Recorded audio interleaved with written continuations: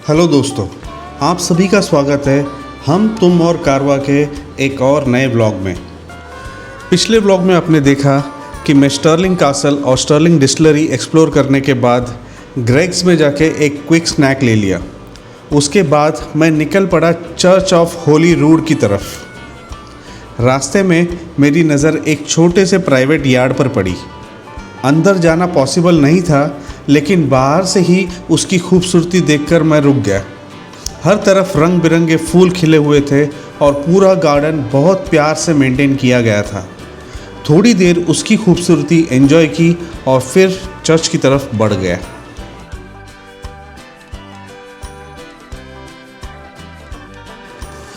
Church of the holy rood की entry fee around 11 pound थी, जो रफली 1300 रुपये के आसपास पड़ता है। लेकिन अच्छी बात यह थी कि ये भी मेरे डेली एक्सप्लोरर पास में इंक्लूडेड था, इसलिए अलग से टिकट लेने की ज़रूरत नहीं पड़ी और यहाँ भी कुछ पैसे बच गए।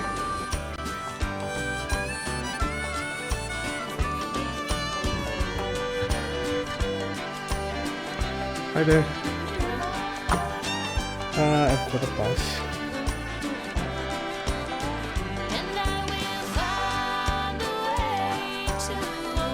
Okay. This gives you timeline, but it's also the map for you. Of the Oh, okay. Oh, okay. So nice. Thank and you. you are able to take photos. Thank you.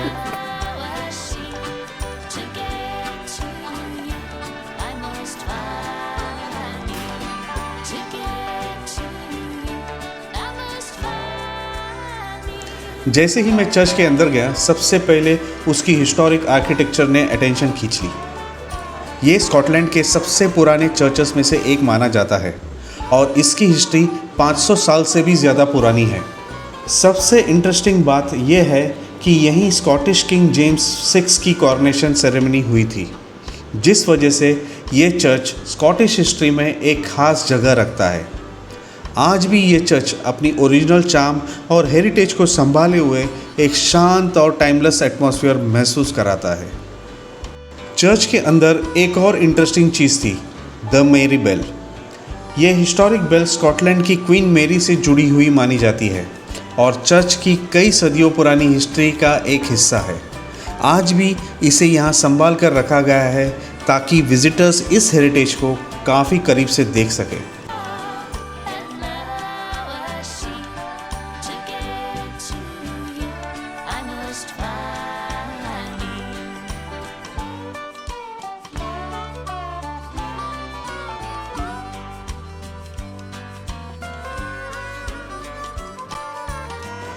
Church explore करने के बाद मैं उसके backyard में गया, जहां एक पुराना सिमेट्री है।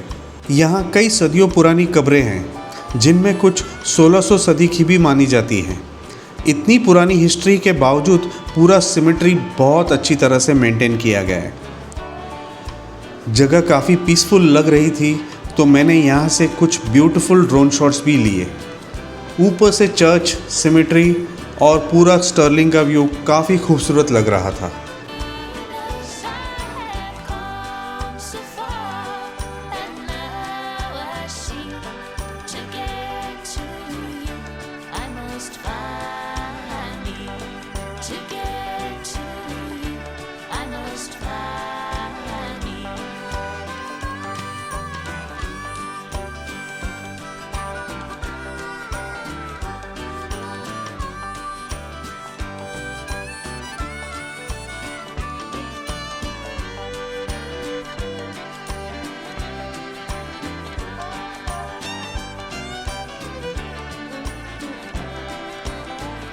ब्यूटीफुल ड्रोन शॉट्स लेने के बाद मुझे हुई जेल।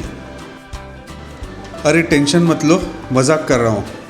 मैं गया था ओल्ड टाउन जेल, जो स्टर्लिंग का सबसे इंटरेस्टिंग हिस्टोरिक अट्रैक्शन में से एक है। इसकी normal entry fee around 17 pound थी, जो रफली अराउंड 2000 रुपीज़ के होता है। लेकिन ये भी मेरे डेली एक्सप्लोरर पास में इंक्लूडेड था, तो यहाँ भी कुछ अलग से पे करना नहीं पड़ा।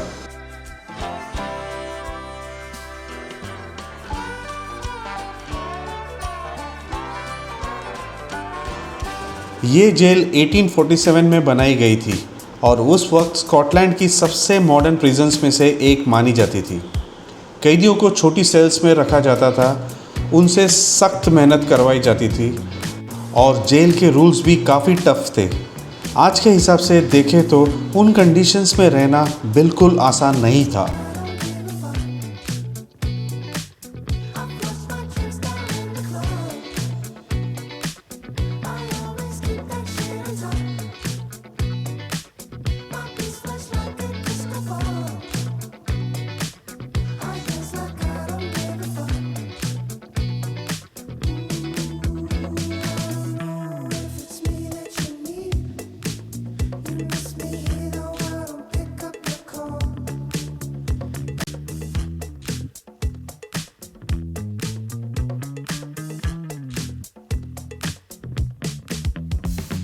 अंदर घूमने का एक्सपीरियंस भी काफ़ी इंटरेस्टिंग था, क्योंकि जेल की पूरी हिस्ट्री एक स्कॉटिश गाइड ने काफ़ी एंटरटेनिंग तरीके से एक्सप्लेन की।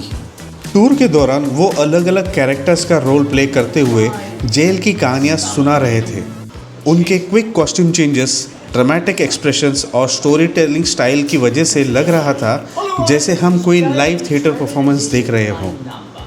कैदियों की ज़िंदगी, उनकी सज़ाएं और उस वक्त के जेल रूल्स, सब कुछ बहुत एंगेजिंग तरीके से समझाया गया। ये है उस स्कॉटिश गाइड की कुछ झलकियाँ। The other part of the prison party is. I hope so. I don't want to say that again. That's my voice, It's a change somebody listening to what I've got to say, don't you think? I hear that voice. It's called and something for bread. I'm no a bad man. My wee lassie was starving, I was desperate. For one stinking loaf of bread, they want to put me in here with thieves and murderers. They want to transport me to the other side of the world, to labour and perish in Australia. Prisoner 11, return to your cell. He's no sending me to yours. I'm getting out of this gaff. Right now! Right this minute! I'm getting out of here! Now let's get something clear. I had a job to do. I mean, a man, woman, or fashion casualty. Manacle, lock tighter in their neck, leave you to the mercy of the mob, and they're wonderful.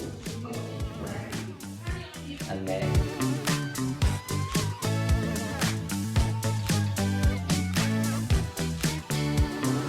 Next stop था the national Wallace monument. यहाँ पहुँचने के बाद car parking से monument तक जाने के लिए एक शटल बस अवेलेबल है जो विजिटर्स को हिल के ऊपर लेके जाती है।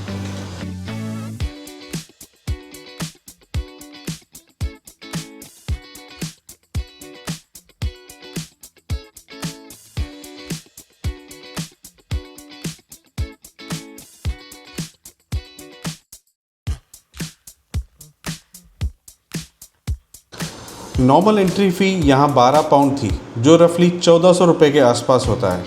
लेकिन अच्छी बात यह थी कि ये भी मेरे डेली एक्सप्लोरर पास में इंक्लूडेड थी।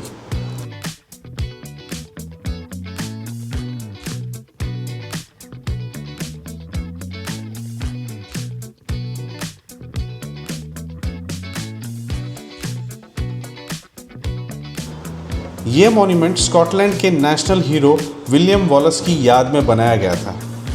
विलियम वॉलेस वही वॉरियर थे जिन्होंने स्कॉटलैंड की इंडिपेंडेंस के लिए इंग्लिश रूल के खिलाफ लड़ाई की थी। मॉन्यूमेंट के अंदर ऊपर तक पहुंचने के लिए एक स्पाइरल स्टेयरकेस है और सच बताओ ये स्टेयरकेस काफ़ी नैरो है। कई जगहों पर इतनी कम जगह है कि एक वक्त में सिर्फ एक ही इंसान आराम से निकल सकता है।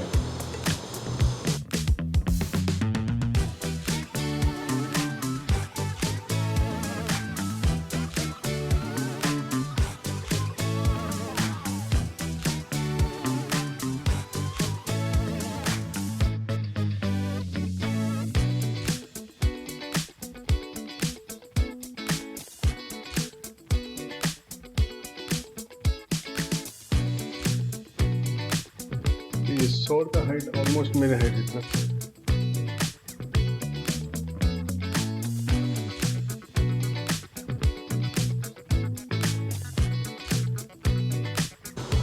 मॉन्यूमेंट के अंदर एक फैसिनेटिंग शो भी था जहां स्कॉटलैंड के किंग विलियम वॉलेस और इंडिपेंडेंस की लड़ाई की पूरी कहानी दिखाई गई।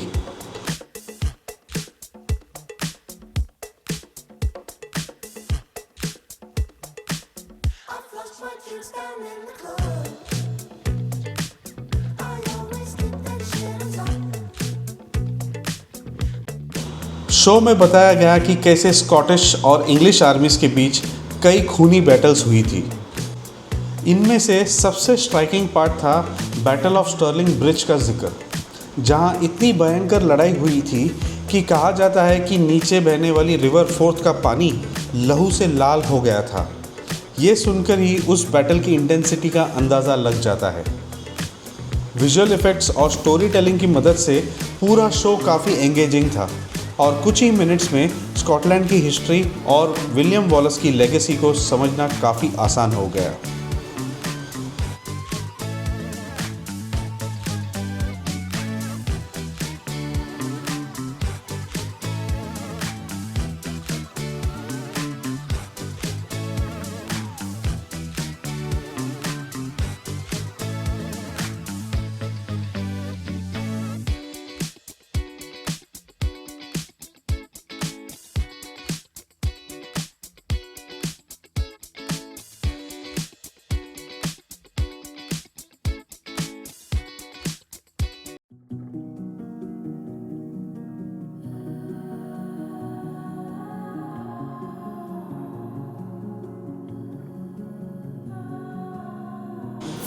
काफ़ी सारी वाइंडिंग स्टेयर्स चढ़ने के बाद मैं मॉन्यूमेंट के टेरेस पर पहुंच गया। ऊपर पहुंचते ही सबसे पहले इस स्ट्रक्चर की आर्किटेक्चर ने मेरा अटेंशन खींच ली। ग्रे सैंडस्टोन से बना ये विक्टोरियन गॉथिक स्टाइल टावर दूर से ही एक मिडिवल फोर्ट्रेस जैसा लगता है। टेरेस से 360 डिग्री व्यू मिलता है। एक तरफ पूरा स्टर्लिंग सिटी नज़र आता है तो दूसरी तरफ वाइंडिंग रिवर फोर्थ और दूर दूर तक फैली हुई स्कॉटिश कंट्री साइड। ऊपर का व्यू देखकर बस थोड़ी देर वहीं खड़ा रहा और स्कॉटलैंड की खूबसूरती को एंजॉय करता रहा।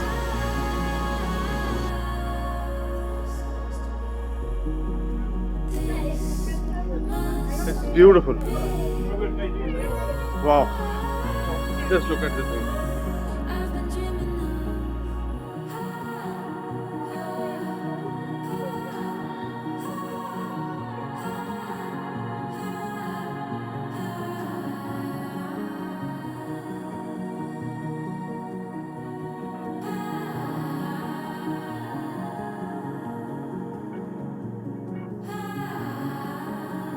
It's a garden, I'll stay for hours, so alive with wildflowers, so they're blooming all around. Parking तक वापस जाने के लिए शटल बस का ऑप्शन था, लेकिन मैंने सोचा वुड्स के थ्रू वॉक करते हैं। शुरू में सब ठीक था, लेकिन थोड़ी देर बाद मुझे एहसास हुआ कि मैं गलत डायरेक्शन में निकल आया हूँ और आसपास कोई भी नहीं था जिससे रास्ता पूछ सकूँ। इस बीच तेज़ बारिश भी शुरू हो गई। बारिश इतनी ज़्यादा थी कि रिकॉर्डिंग करना पॉसिबल ही नहीं था, इसलिए वुड्स एक्सप्लोर करने का प्लान छोड़कर सीधा पार्किंग की तरफ निकल पड़ा, क्योंकि मुझे बर्मिंघम की तरफ भी रवाना होना था।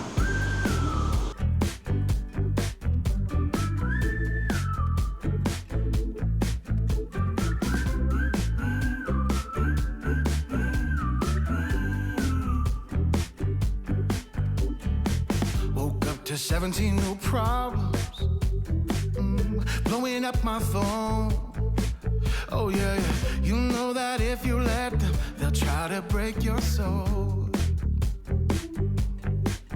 So I put on my robe and pour some coffee, turn off my notifications. The sunshine pouring through the window, sends some problems on vacation. You gotta roll with it, just roll with it. Just gotta go with it, just go with it.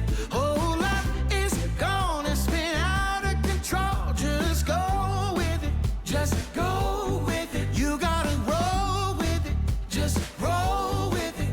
Just go with it. पहले कभी चाय बनाया था क्या? कभी नहीं बनाया। Pहली बार बनाया। बर्मिंघम में मेरे दोस्त रिंकू से थोड़ी देर मुलाकात करने के बाद मैं सीधा स्लाव की तरफ निकल पड़ा और इसी के साथ ख़त्म होता है मेरा 15 दिन का रोड ट्रिप लंदन से स्कॉटलैंड और फिर वापस लंदन तक। इन 15 दिनों में कासल्स देखे, माउंटेन्स देखे, लेक्स देखे, नए लोगों से मिला और बहुत सारी यादें बनाई। अब वक्त है अगले एडवेंचर की प्लानिंग का। Until then, take care and I'll see you in the next vlog.